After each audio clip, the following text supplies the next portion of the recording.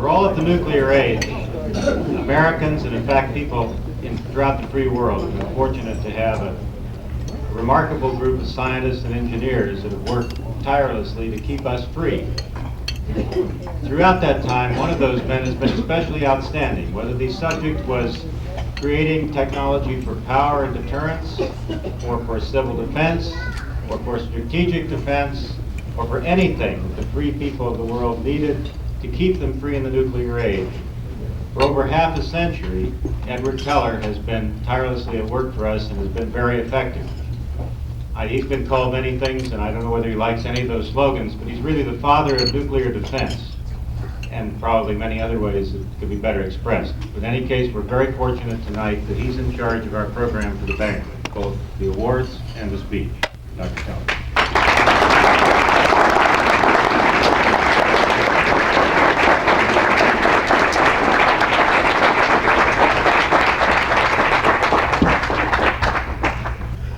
Ladies and gentlemen, I will make a real attempt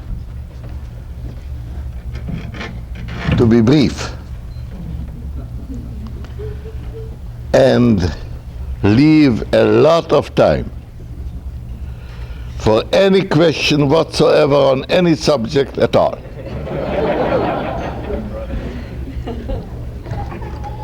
I want to answer a few questions before they are asked. Partly because there are areas where you as doctors can make a positive contribution,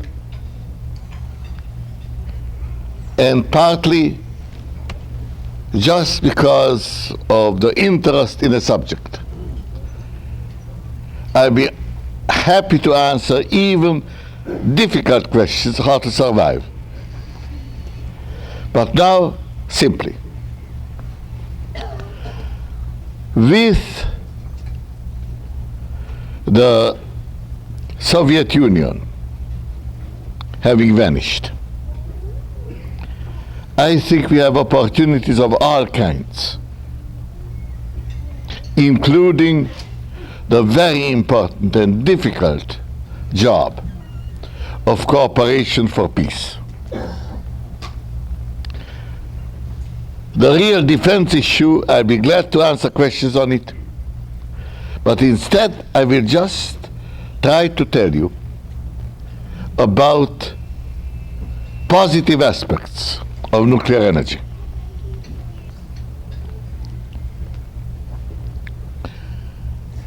There is a very general fear of radioactivity. And I want specifically to talk to you about it because you, as medical people, are not only in a position to understand it, but in a position where your statements will be believed if you are careful about them, and we now know enough to make interesting statements. Specifically, I want to mention a book by a Japanese. His name is Sohei Kondo, K-O-N-D-O. And he has written up his lifelong observations, data, on the effects of radiation, very particularly in causing cancer. The title of the book is On the Health Effects of Low-Level Radiation. And in the introduction, Kondo says, in clear and simple terms, the proportionality between dose and the effect of getting cancer, is a myth. Not supported by the book, in which 25% of the printed material is just listing of data and data and data from Hiroshima and Nagasaki to Chernobyl or to any place where people have been, any occasion where people have been exposed to radiation. There is even an explanation, a discussion, not of the point that a little radiation is good for you, which is not proved by the data, although slightly indicated. It is just to show that a positive effect of radiation is not more of an absurdity than inoculation. A little radiation may stimulate the proteins, the means by which cancer is resisted. He quotes the point that after Chernobyl, while Western Europe did not get any dangerous amount of radiation, far from it, more than 100,000 additional women got abortions in the next few months in fear of what the radiation may have done to their offspring. I think, no matter what we think about abortion, to take an important action of this kind on the basis of completely unmotivated fear is not the right thing. So this is one point I would like to mention to you. Obviously, 1,000 R units will kill you. You know that all of us get per year about 1/3 of an R. We know that the cancer that one might get from radiation does not occur until years later. If, as a proportionality theory may suggest, you have 1 chance in 1,000 additional chance of getting cancer because of radiation. To get that statistically proven, you have to look at 1 million people for years, and that has not been done. And as I say, the raw data indicate that a little radiation is good for you. Now, we have heard in today's talks the interesting and effective point that one may forbid things in the name of caution. As long as you don't know what damage radiation does, forbid it. All right. If you don't know whether it does anything bad or anything good, then even the cautionary prohibition loses all reason for being made. So this is one suggestion I would like to make. Look at the book, look at the data, and see whether you have ways and means, individually or collectively, to get rid of this unreasoning fear of even a little radiation. The other point I want to mention is what to do with the products of radiation. What to do with the materials that become available by dismantling weapons. The only alternative that is seriously considered at the moment is to collect them at one place, put them good and deep in the earth, hope never to see it again. I believe there is a better way and a safer way. It is better to use them.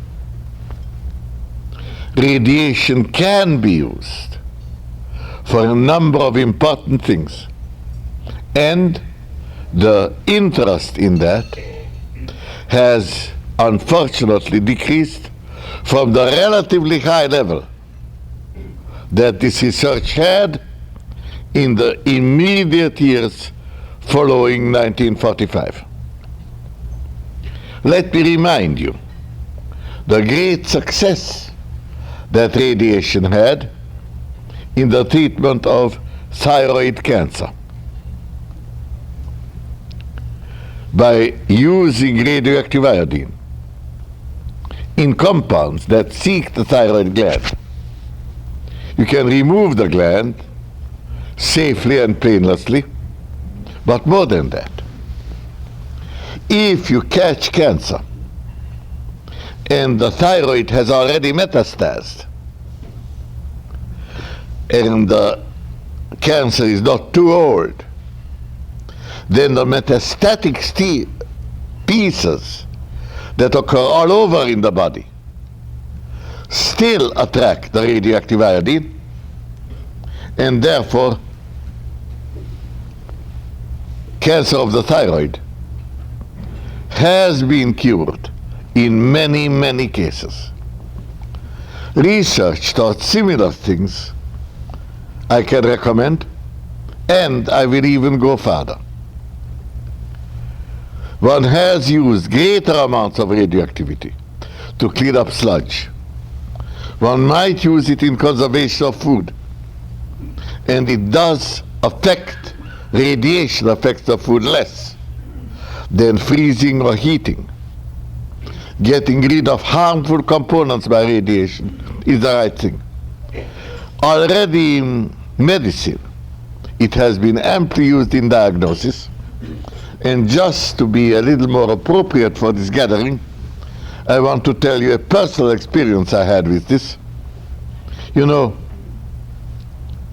10 years ago, I had surgery, a bypass. I'm now artificial from head to foot, my eye, my heart, my intestines, my foot. I'm at least 20% artificial. And I want to come back to you in 50 more years when I will be 80% artificial, with the hopeful exception,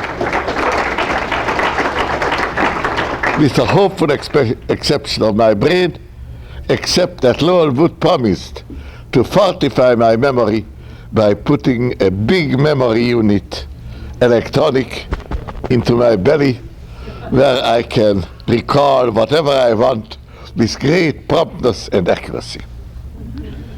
Well, I was improved, and then visiting Washington,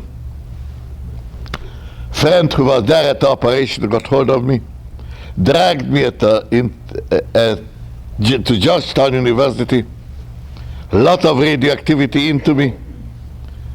How much radioactivity goes into my heart? They injected it into the blood. I passed, not with the highest color, and went to the White House, have lunch, to whom I told all this. There we sit, and the guard comes running. Who of you gentlemen has brought in some radioactivity? So my friend, the science advisor, raises his eyebrows and says to the guard, "Don't you know, this is the radioactive Dr. Teller." So that much I wanted to tell you. Now this for the serious matter. For your interest and hopefully amusement, I want to add a few words of what we have been discussing in all seriousness about asteroids,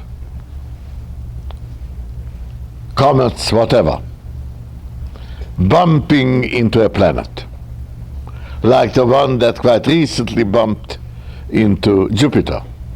Jupiter, being bigger, presents at least a 10,000 more probable target. On Earth, the last one of these big events, not terribly big, was in 1908. I was then 5 months old. It was the Tunguska meteorite, 150 feet across exploded at an altitude of maybe 8 miles, yield 10 megatons. The forest flattened for 1,000 square miles. Practically nobody was around. 1 or 2 people might have been hurt. Had it happened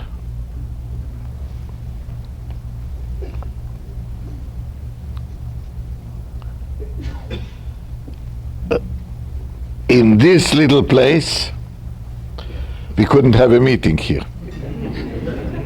Had it happened in Washington, then all the terrible things we fortunately did not hear about in the meetings would have happened at one stroke, due to a hammer that comes from above. The point is that we now have gone into space, have worked on technology.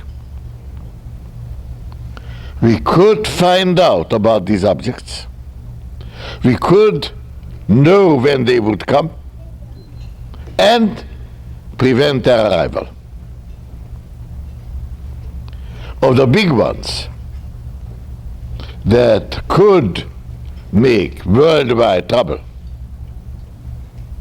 there should be about 2,000 around in orbits that might intersect the Earth at some time, or something may come from way out rapidly. Of small ones, local effects, like the Tunguska meteorite, that might incidentally cause more damage, more probable damage, by falling into the ocean and making a tidal wave called a tsunami. Of those, there are a few million. And an arrival of one of those in your lifetime has a few percent probability. The point is, with good observation, we can find out and predict.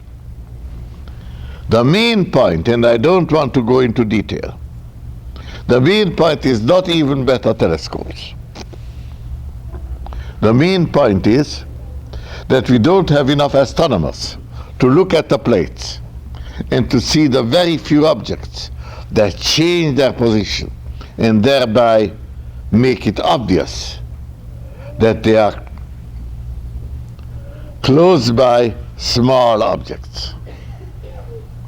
We have now CCDs, the charge coupled devices, where instead of a photographic plate, the data are received by little electric connections, pixels, and transmitted directly to computers. And the computers then can do what even diligent astronomers will never be able to do: sort out the many millions of pictures that have to be taken and find all these objects. If they come from far away, even then you might observe them early and find a year before their arrival, or at least 6 months, if we know what to do. I might tell you that my good friend Lowell Wood here acted here quite out of character, writing a paper, even signing my name to it, which I was glad to accept, not only because it was a good idea and his name was on it, but his wife Suki's name was on it too. So of course I liked the company. The paper said you don't probably even need nuclear explosions. All you do is send up knives that cut up the planet into the asteroid, into little 3-foot pieces, which then will burn up in the atmosphere. I think that would work, unless they are very big and we don't have enough knives. Then we might use a nuclear explosive and perhaps deflect the object enough so that it will not collide with Earth. Now, don't believe any of that. If you want to do it, you want to do it internationally, and you must convince everybody. You don't believe what I said, unless it's demonstrated. But the point is, it can be demonstrated, because such dangerous objects approach the Earth more or less as close as the moon once a year. Then, after such an object has passed the Earth, you send out your knives or your nuclear explosive and see what it does to the object, depending whether that object was like a comet, loosely bound, or like an iron meteorite, strongly bound. You can get the experience how to change the nature by cutting them up, or, if not possible, change the orbit. Here is something where we know that a very big event has occurred from the geologic evidence. 65 million years ago, my good friend Luis Alvarez, and particularly his son, has seen that between two big geologic ages, the Mesozoic and Cenozoic, there was a meteor impact of an object that was bigger than the highest mountain, more than 10 miles across. Not far south from the United States. A crater more than 100 miles in diameter, quite a bit more. What it did, we know more or less. Not only terrible local effects, but enough dust raised to exclude the sun, probably for years, and the sunlight, decreasing the food, decreasing the growth of vegetables, starving the animals that ate them, and in the end, starting the animals that ate the herbivores. Our ancestors survived because they were very small, insignificant, and modest. In the meantime, we are not as big as the dinosaurs, but I also hope we are a little more clever. And if something similar should arrive, for which in your lifetime there is one chance in a million, then we might prevent the end of the human race, which otherwise would be unavoidable. This afternoon, I heard a bit of bad news. And we must know that bad news, we must understand it, and we must try and know how to prevent it. I am trying to balance it slightly after dinner with good news. Please ask me, good news, bad news, I'll give you the most cheerful answer to everything I hear that I can possibly think of. Thank you very much.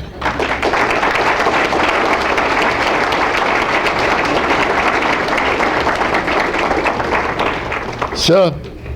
This is a question for either you or Dr. Wood. What do you mean by sending up knives to cut up an asteroid? Lowell. Tungsten knives.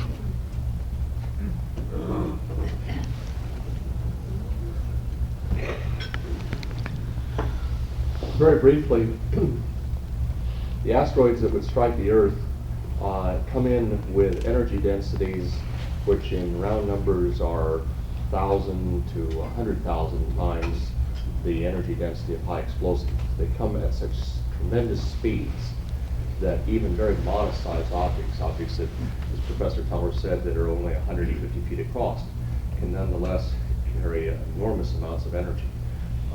As he said, 10 million tons of TNT. By sending up objects, engineered objects, into their paths, you can convert a very small fraction of that energy that they bring in into energy to cut them up, literally slice them into cubes, if you will, of fractured rock. Even, as he said, in the case of nickel iron, of fractured steel. And so it's kind of a cosmic jujitsu, if you will.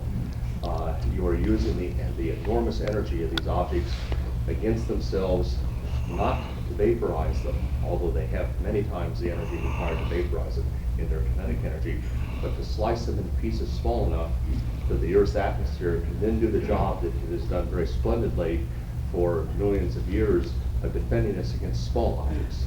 The Earth's atmosphere is not thick enough to defend us against the really big ones, like Professor Teller referred to. If they're 10 miles across, the atmosphere is swept aside like it isn't even there.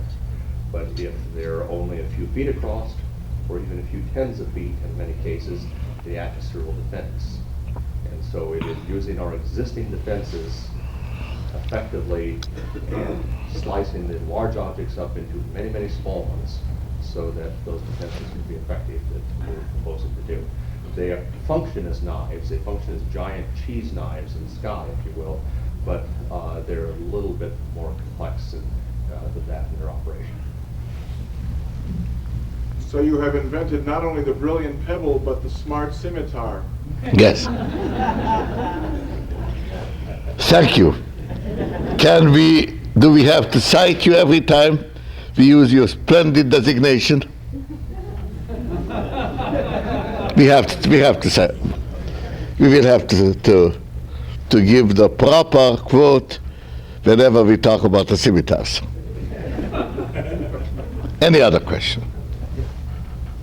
On radiation hormesis, how do we counteract recent National Cancer Institute statement that 10% of all lung cancer is caused by radon, using the linear no-threshold hypothesis, which goes far beyond their data point? How do we counteract that pseudoscience? I don't know. You are the doctors. I have heard that the main trouble is smoking, and that possibly smoking and radiation together are not good for you. But the precise status of this thing, I do not know. I believe, incidentally, that even that statement, which you just made, even if you smoke, the amount of radiation that might affect you has to be several R units, 10 or 30. All the data I have seen, up to tripling the dose that all of us get, up to 1 R unit, were improving the health under all conditions.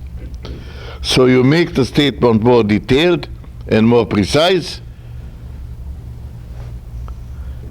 and then I think I should be listening to you. Yes? I have a question. When an argument against nuclear reactors that I often hear is that they produce more radioactivity than has to be collected in mind to run them. Is that actually true? And is the net production, do you produce more radioactivity after burning up uranium or whatever it is, or plutonium to produce energy? Or is it less in the end? It's just a different form of it. Is that what, you see my question? The functioning of the reactor will certainly produce more radioactivity in the short run. In the long run, it depends on how long you wait. But the general point is this: the radioactivity produced should be used, or if it is not used and kept under control. There is another way that I want to explain to you. way to make people feel really safe is to put the reactors 300 feet underground. Cool them, let us say, by helium.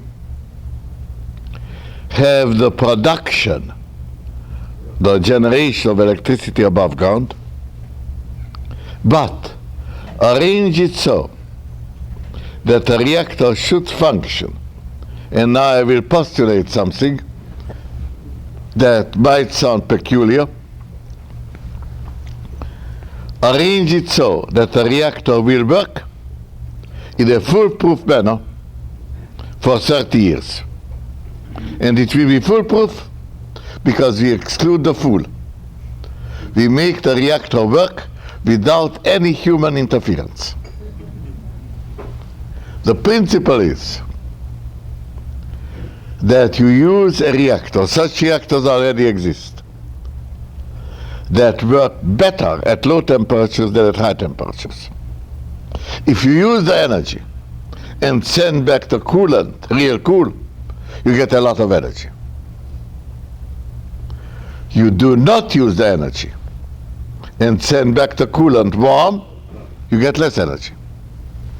You don't cool at all, and the reactor shuts itself down, and then you might, and that is not a quite easy question, might leave the activity where it is, having put it originally into a place where the radioactivity is never likely to get to the surface. Collecting it all in one point won't make it any safer.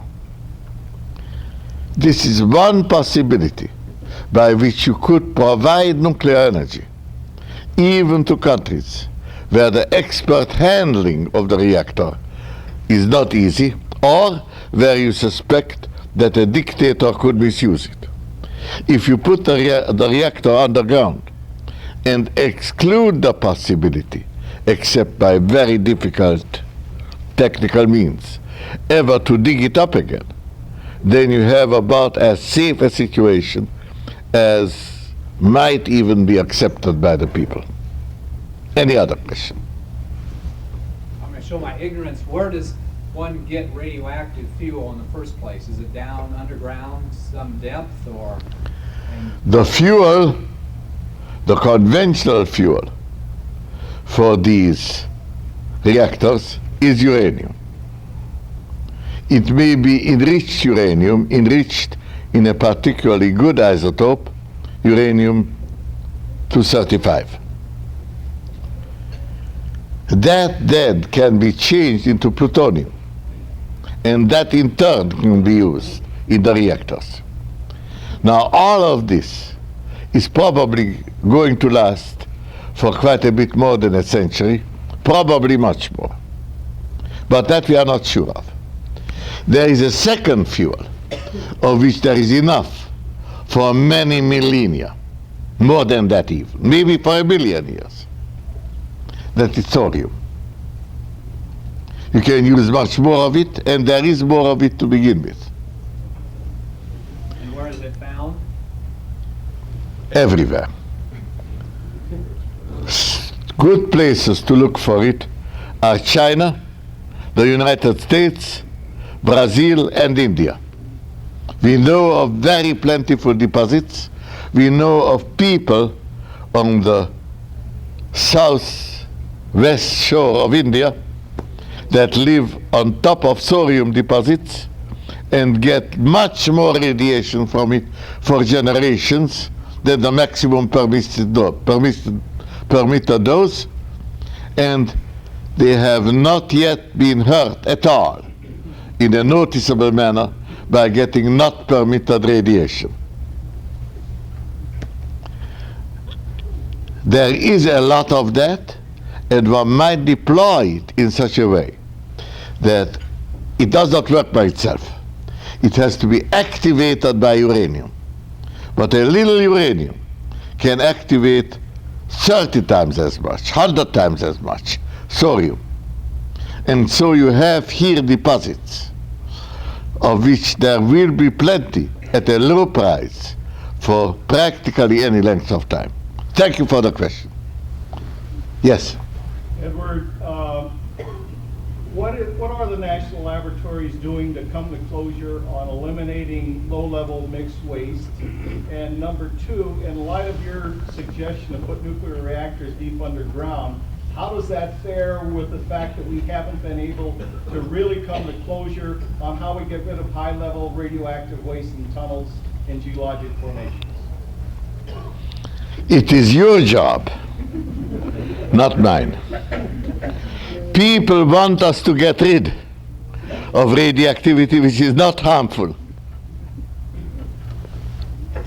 There has been a report on the laboratories, and I will tell you, the cleanup, not all of which goes on radioactivity, but a lot of it, the cleanup altogether, that is supposed to be done by the Department of Energy, amounts to 1/3 of the budget of DOE, 5 billion out of 15.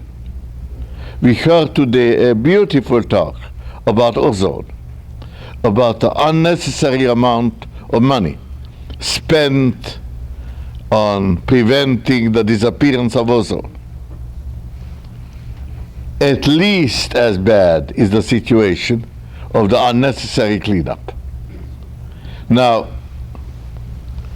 recently, there has been a publication and a beautiful fight in connection with one of my friends from Los Alamos by the name of Charlie Bowman.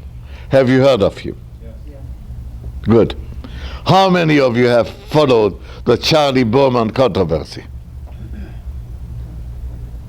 Well, let me tell you. Charlie is working on a reactor to burn up the unwanted material, which I think is quite a nice possibility. He has devised a very safe reactor in which to burn them up. The reactor would produce some energy, and its particular feature is that it won't work by itself.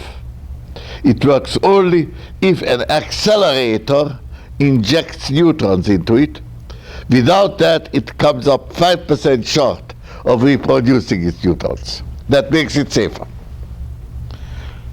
The injection of the neutrons costs energy, but the reactor produces enough to inject its own energy. Nobody wants to buy it. Thereupon Bowman made an argument that is highly controversial. I am not quite sure whether I like it, but I sort of like it. Bowman says, to take all this material and take it to one place in Nevada cannot help, makes matters only worse, because a lot of material together is apt in some geologic change somehow to become more radioactive.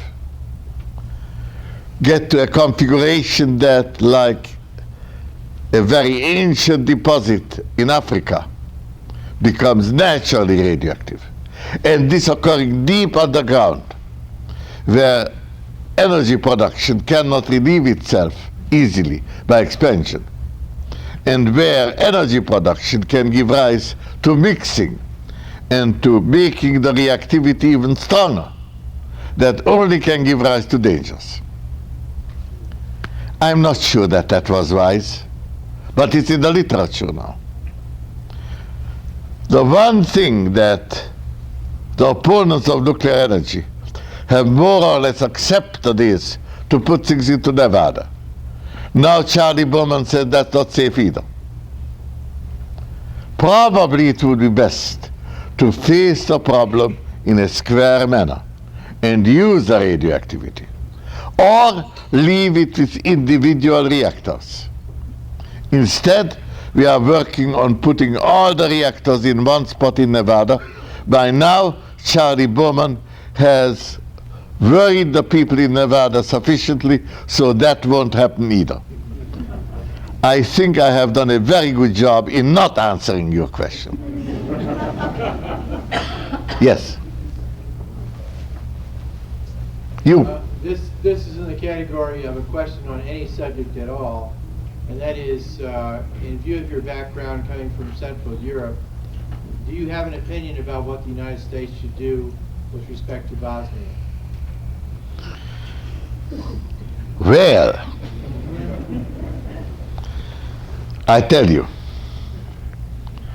wherever I came from, when I was 6 years old, one of my earliest memories, I did not read the newspapers, but my parents did. And I heard the Crown Prince was murdered, but there will be no war. Then I asked, why? And I was explained, there is no reason that there should be war. Well, if there is no reason, why say that there will be no war? The question went unanswered. Bosnia has been a problem for a very long time. I think that one thing we might try is to use technical developments more appropriate to Bosnia.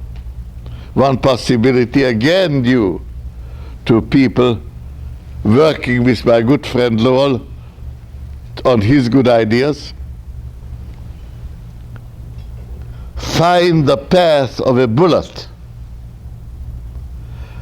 by passive means. The bullet gets hot. It radiates in the infrared, too weak to see over the background. But you feed it into a computer, and you look specifically for radiation with a rapidly moving source. You could find out where the bullet came at the moment it arrives. In Sarajevo, there was a bombing of a central market. We did not know from where it came. If you know precisely at once where it came from, you might automatically shoot back, and you might make sniping a suicidal action. I'm not telling you that appropriate weapons will solve the problem, but I do believe that appropriate weapons in the hands of those who want peace may help in solving the problem. I agree with you. Your implied answer.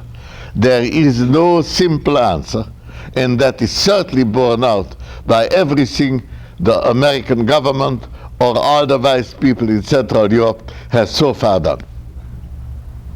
Any other question?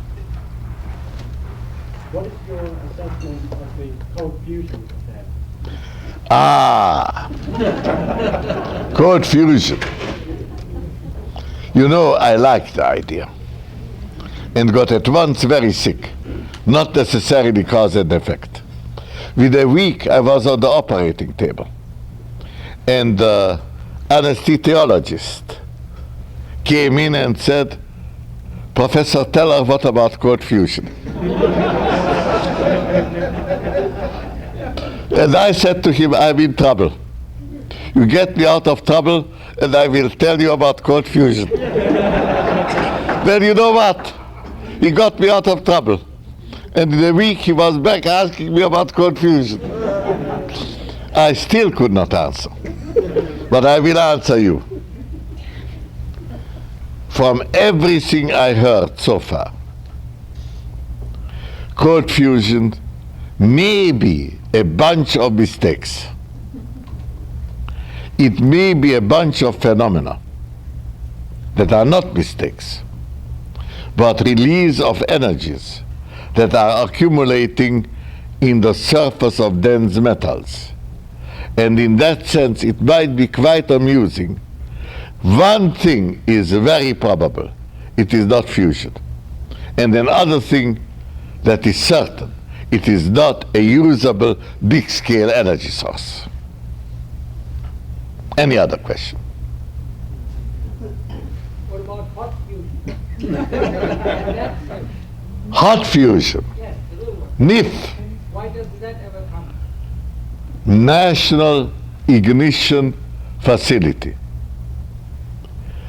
In Livermore, we are planning not just one laser, but 192 lasers.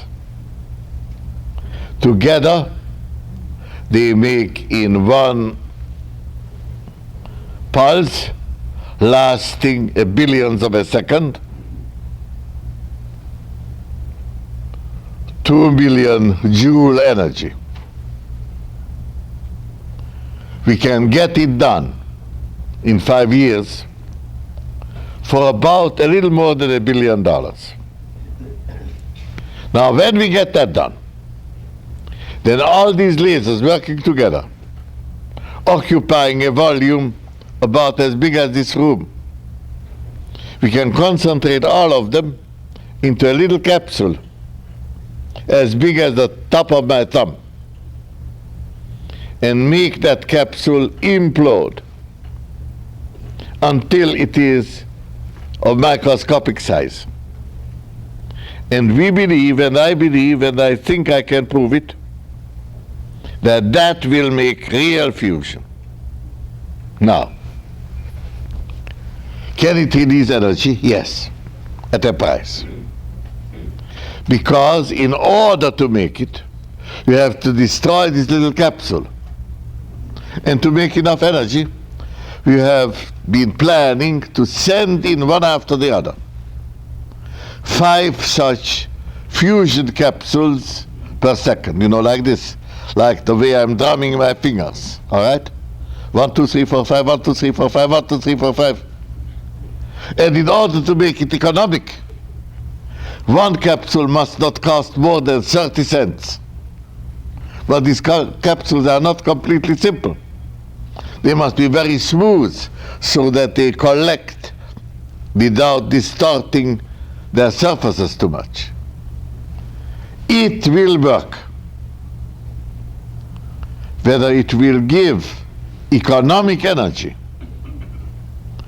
is a very different question. But if it works, we can not only make fusion, we can put into an unusual compressed state any kind of material and thereby begin to explore a new kind of physics which so far could be approached only with nuclear explosions. This could do much more of it and much more cheaply. We can do fusion, we can do many other things. What I'm not sure is that we can do is make money. You have another question? In the same vein, what is your opinion of some of the... On what? On some of the alternative fission reactors that have been proposed, like Robert Bazard's, was it the Rigatron and the Enigma reactor, these things we hear about from time to time. The French have very good reactors. I myself am advocating reactors deep underground, as I have already described it to you. I think reactors should be pursued.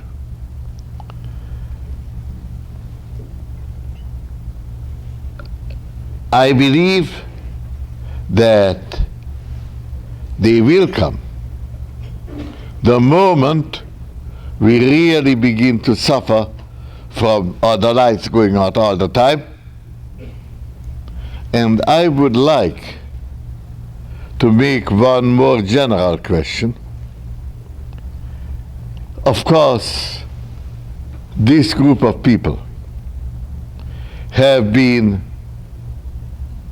very familiar with the opinions of one of our great friends. I think he was the first one to get the prize that Lowell got today, Peter Beckman. Have you heard of the 3 great heresies that he was talking about? This century has known 3 great heresies. One brown, one red, one green. We cannot make reactors because of the green heresy. I think that both in connection with ozone, with temperature increase, with our failure to use the great discoveries on DNA for really improving agriculture. All of these are related to the scare made by the atomic bomb. Radioactivity made it fashionable to be scared, and now we practice becoming scared of almost anything. We'll make reactors when you persuade people not to be scared. Now, I have one complaint. I did not get any question from a young lady.